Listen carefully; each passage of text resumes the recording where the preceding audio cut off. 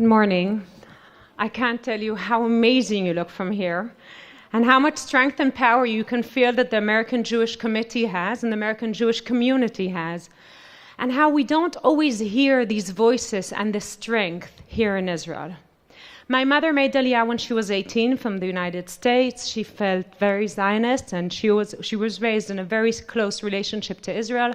Most of my family from my mother's side lives in the United States.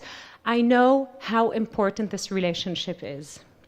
I'm an Orthodox Jew, and I'm supposed to feel very comfortable with the way the rabbinate works in Israel. But over my life, I had a few milestones that showed me that something is wrong. I'd like to share one of them with you. As a student at Hebrew U, I had a friend. She made Aliyah from the former Soviet Union. And one day she started coming to the university with long clothes.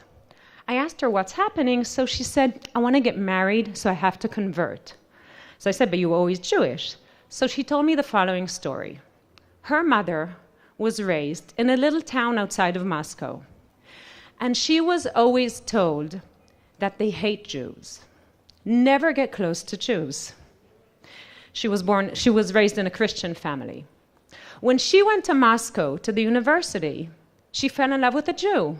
She came home and she told her parents, I'm sorry, but I fell in love with a Jew. So they told her, you know what? We're not surprised. Because when the Nazis left the forest, we found you as a baby in the forest. How could her mother know that when she left her, hoping that she could give her the gift of life, how could she know that she had to leave some kind of papers? And how come when her daughter makes Aliyah to Israel, she has to go through conversion? That is one of those milestones that prove to me that something is wrong. And I want to say that more and more Israelis realize that something is wrong. And we also realize that at the end, the organization that's responsible for the tear between Israeli and American communities, Jewish communities, is the rabbinate. And we realize that we have to break the monopoly of the rabbinate.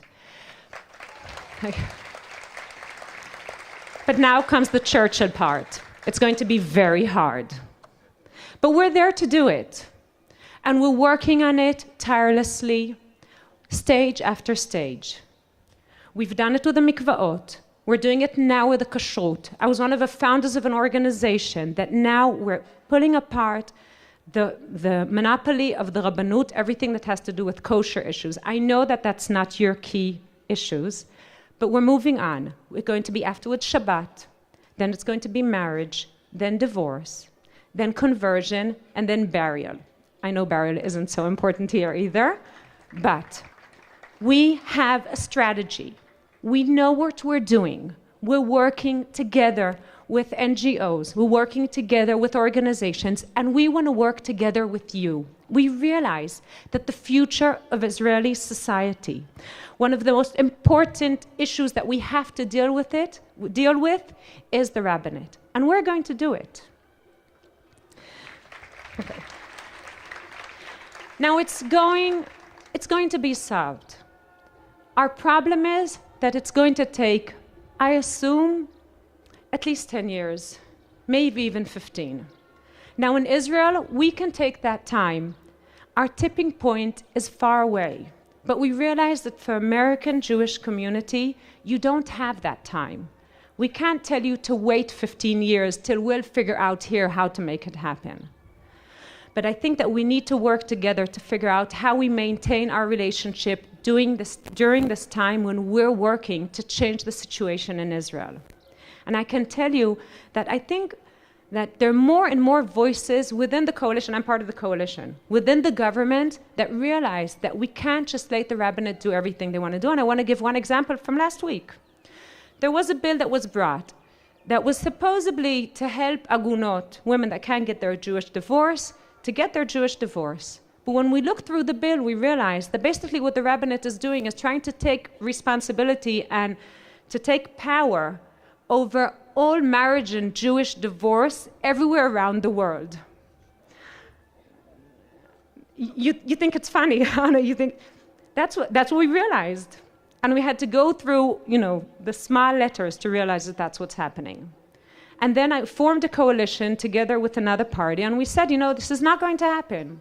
And when there was a discussion in the committee, we said, this bill is not passing like this. Forget about it. We're not going to neglect the entire Jewish communities around the world. We're not going to let you form lists of, the black lists of rabbis that you don't appreciate here. That's not something that's going to happen. And you gained power in different ways with everything that has to do with conversion. We're not going to let it happen also with marriage and divorce.